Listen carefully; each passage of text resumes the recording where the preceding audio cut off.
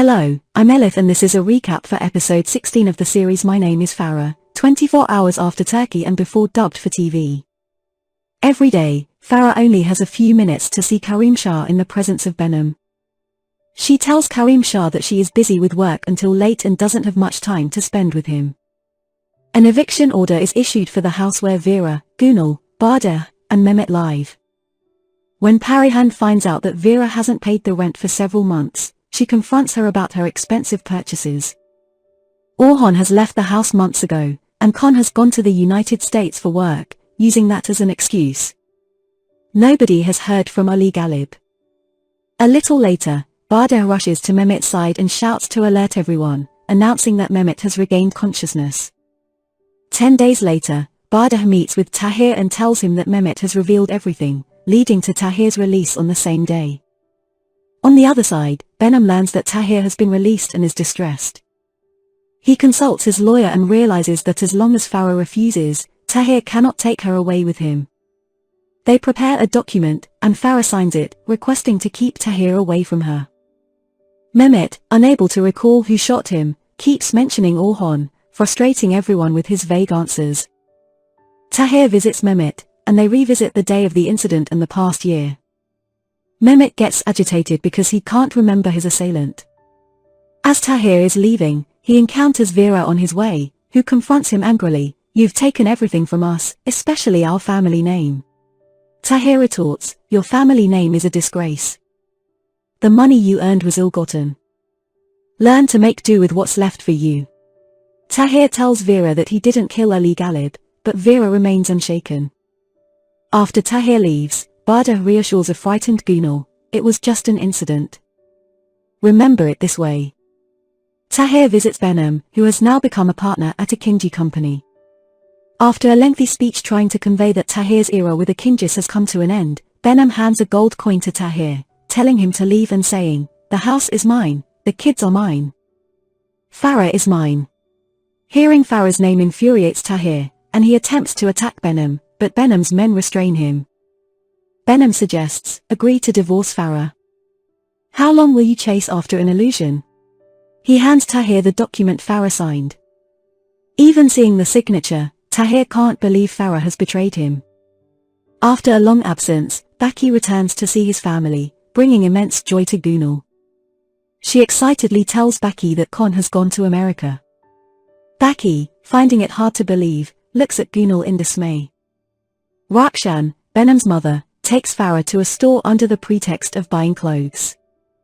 In a private room, she hands Farah a large sum of money and gold, urging her to leave. Farah refuses adamantly. However, as she is leaving, Tahir forcefully and at gunpoint takes Farah with him.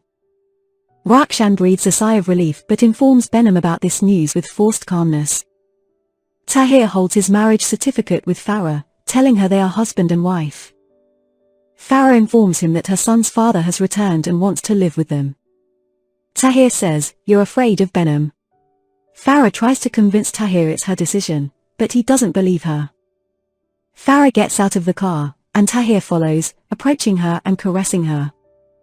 She pleads with him not to do this. Tahir takes Farah to a house and asks her to explain everything.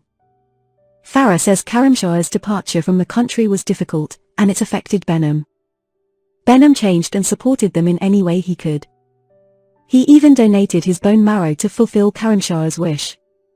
Seeing Karim Shah with his father made her forget all the bitter events. Tahir stops Farah again, saying, "You're not happy. You're frustrated with someone who stands up for certain things." Farah reluctantly adds details to her story, describing all the suffering she endured during this time like a nightmare. She says she loves Behnam. Despite this, Tahir embraces Farah as she is about to leave and asks her not to go. Farah, feeling desperate, hits Tahir on the head with a flower pot, rendering him unconscious, and escapes.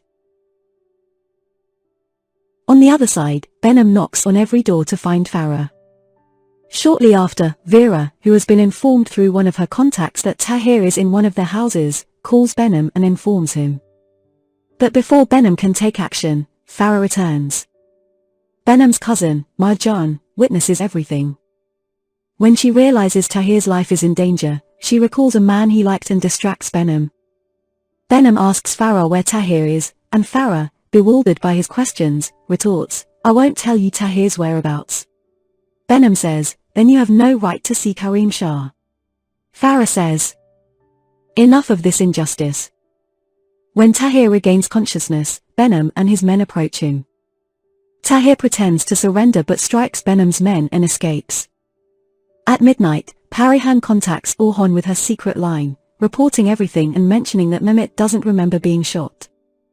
Behnam throws Tahir over a half-built structure, intending harm, but he finds no bullets left to shoot. He attacks Tahir with a knife, and during the struggle, both fall off the building. Hanging on the edge, Behnam manages to hold onto the wall with great difficulty. Tahir approaches him and asks, "Do you love Farah?" Behnam replies, "I'd die for her. I'd kill for her." Tahir inquires, "Does she love you?" Behnam answers, "I pray every night that she loves me. She can't belong to both of us. It has to end." He waits for Tahir to push him off, but instead, Tahir lifts him up and says, "From now on, there's no me, you, or Farah. Go to your family." After a moment of hesitation, Behnam pushes Tahir off with a blow. Shortly after, a woman arrives at the half-built structure. Thanks for watching, stay tuned for the next episode.